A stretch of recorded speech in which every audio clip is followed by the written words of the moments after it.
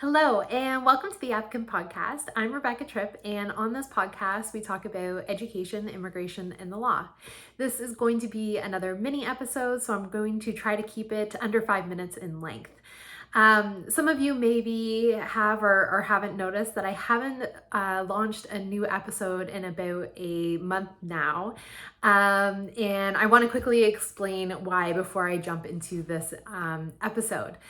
My schedule got really busy, and I try to keep my podcast as something that's fun, a passion project, and something that I don't really stress about.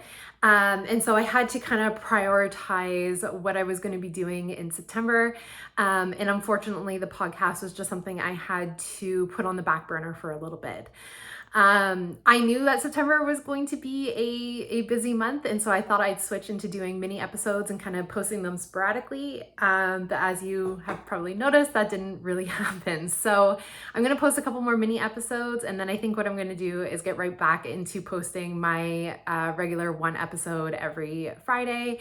I think the routine was better, and my schedule is a bit more open now. It's not as chaotic. So I think moving forward, that's just what I'm going to keep up doing. So on today's episode, I want to talk about avoiding burnout. Whether you are a lawyer, an immigration consultant, or a paralegal who runs their own office, burnout, or even if you're employed and you don't run your own office, burnout can happen, and it can happen quickly.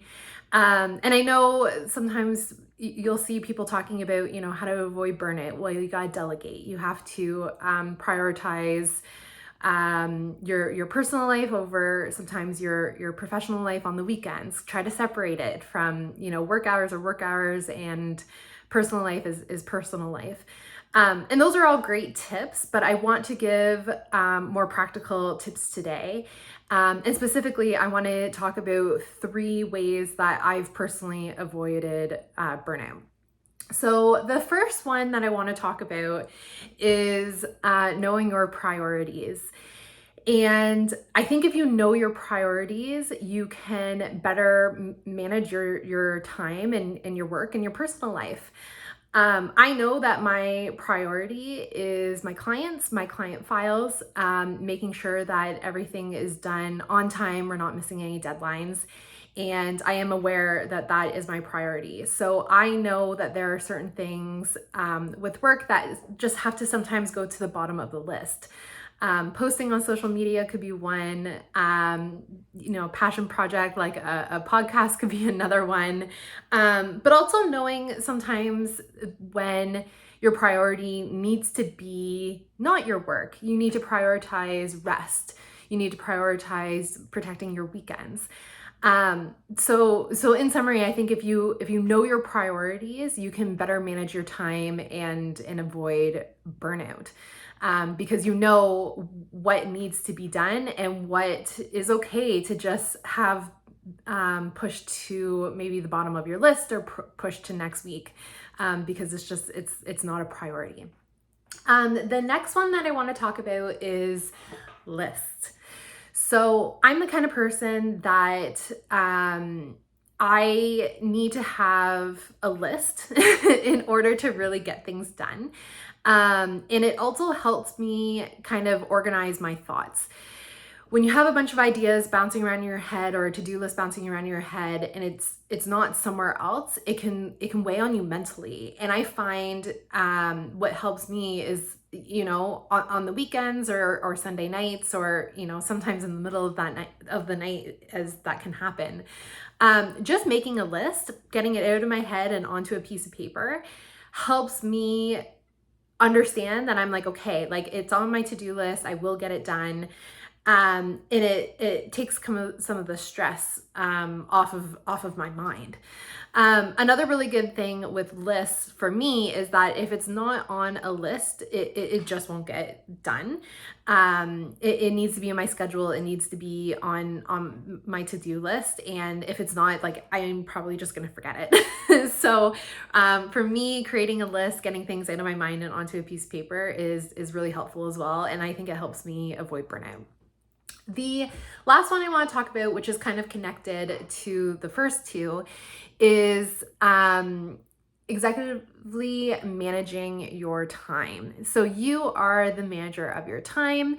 Your time is very important, and I think you need to really take charge of your time and make sure that you're managing it accordingly. Um, Again, back to lists. If I don't block time to do certain tasks, if I don't say on this day I'm going to do X, Y, and Z, I may never make time for it. So I really think that like blocking time works well for my schedule. It's then an item is not just on a list, it's now in my schedule. So there is time that I've set aside to focus on that task. Again, I think burnout can happen when your schedule just gets too overwhelming and you all of a sudden feel like I have no time for anything, or I don't have enough time to get this done. Well, if you block time, if you put it on a list, if you make that item now on your schedule to get completed, you'll know it will get completed. You can trust your schedule. You can trust that you're not missing anything.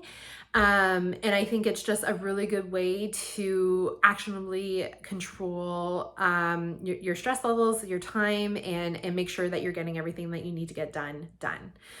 I am over my 5-minute mark, but I feel like it was worth it, and I'm still going to call this a mini episode because it is pretty small. But that's all for today. Thank you so much for listening. And on my next episode, I'm going to talk about resources that the Law Society in Ontario has for licensed paralegals and lawyers. Burnout is a thing. It happens if you are a sole proprietor or running your own office. You don't have the I guess the option of doing quiet quitting, which is something that's been talked about a lot. And so I want to talk about resources that the Law Society has to help us out. So that's all for today. Thank you so much for listening. You can watch these episodes on YouTube or anywhere that you listen to your other podcasts, and tune in again for another episode of the Applicant Podcast. Bye.